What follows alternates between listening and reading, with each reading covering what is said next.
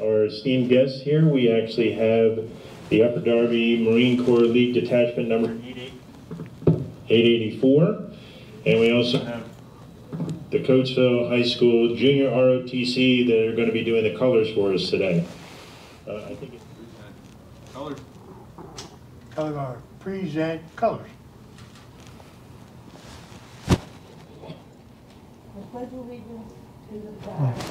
The United States of America, and to the republic for which it stands, one nation, under God, indivisible, with liberty and justice for all.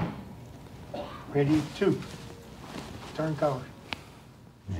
And the rockets regular, the bombs bursting in air, gave proof through the night that our flag was still there. Oh, say does that star-spangled banner yet wave o'er the land of the free and the home of the brave. Return colors.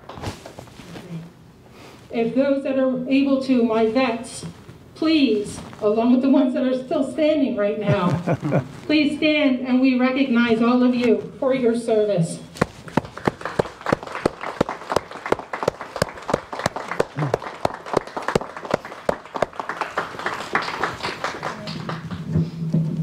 Good morning. Good morning. Please sit down. Come on.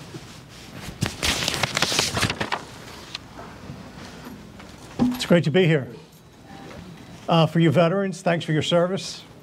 If there's family members here, we want to let you know that we are always appreciative of your sacrifice. For those that were involved in combat or in World War II or Korea or Vietnam, family members had to stay strong at home, so we really appreciate that. Thanks to Bob Haley and Vicki for allowing me to speak today for a few minutes about the dedication of this chair. We've got to loosen up. This is a nice celebration a little bit, so just relax. I want to talk about the POW MIA chair and some of the background for you. I'll give you a little history lesson.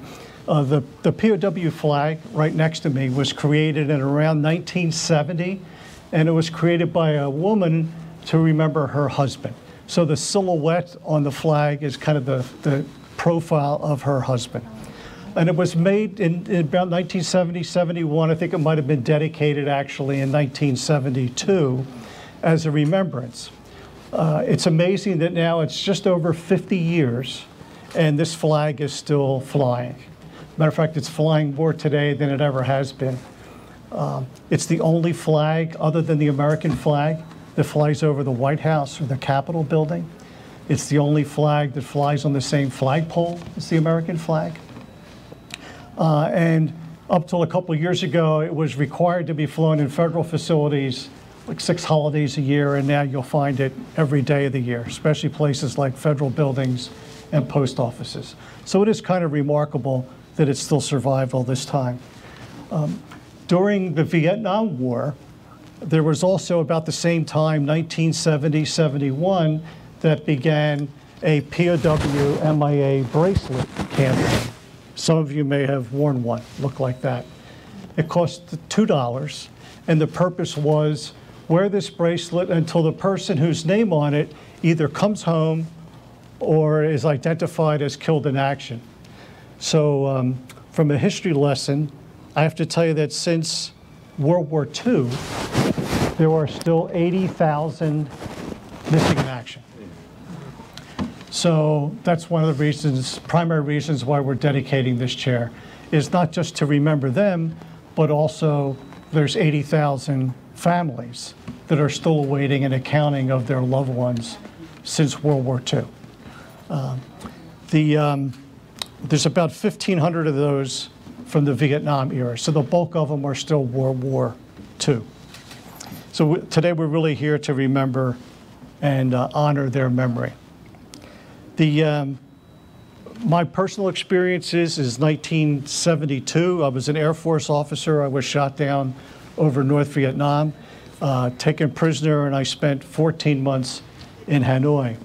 So not my greatest hour, but I learned a lot as a young 23-year-old military officer. Our role as a prisoner of war were pretty simple because we had, one day you were a combat flying officer and the next day you're basically a captive. And our job was pretty simple. For those who remember, we had this thing called the Code of Conduct, which kind of set our behavior. And it said things like, you're only required to give name, rank, serial number, date of birth. If you're senior, you will take charge. You'll make every attempt to escape. You will not accept parole or special favors from the enemy. So they were our guiding principles. But mostly it was resist to the best of your ability, survive from day to day, and return with your honor and dignity intact. I was there 14 months. The longest POW in North Vietnam, in Hanoi. Anybody know who that was? Did they tell you there was going to be a quiz today? You win a cupcake.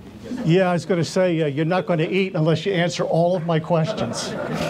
I was a Navy Lieutenant JG named Everett Alvarez, who I met in Hanoi in the summer of '72.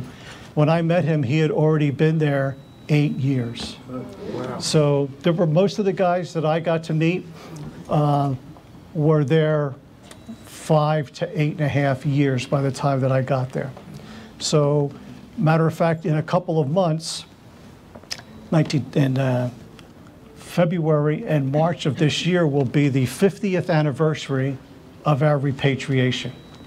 So the peace agreements were January of '73, and in February and March of '73, we began our Operation Homecoming, our Welcome Home. So we'll be celebrating our 50th anniversary later in the spring.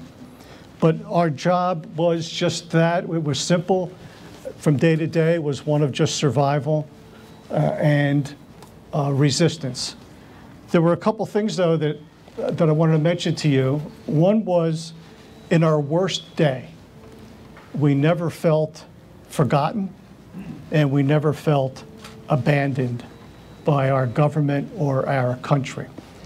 So most of you are pretty distinguished in your service and in your age. So you remember what it was like in the 1960s, especially if you were in the military. It was a really disruptive time. The 60s were crazy in general. Between the anti-war sentiment and the drug culture, the British invasion of music, the assassinations, it was a crazy time. One of the things we had to do when us younger guys were held captive was to update the guys that had been there in Hanoi for 5 to 8 years because they had not heard any new news for several years.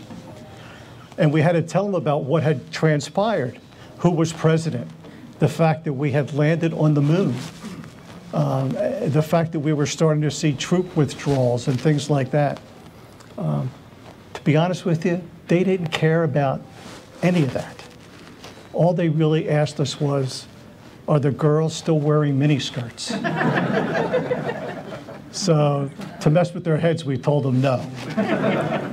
But it's amazing, perspective is really important. It's amazing the resiliency of these folks that gave us younger guys strength to survive every day because they had survived for multiple years. All right. You can just grab this corner and we'll just pull it toward us if that's okay. We okay, Patrick? All right.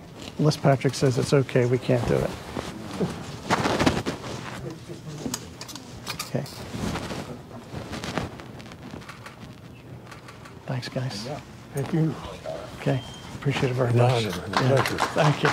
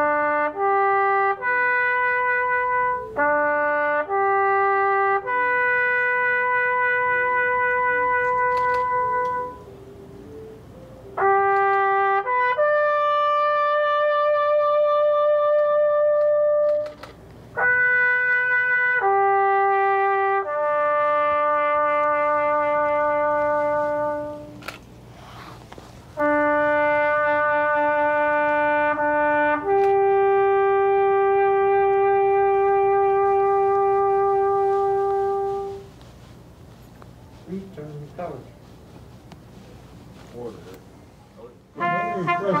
This is very impressive.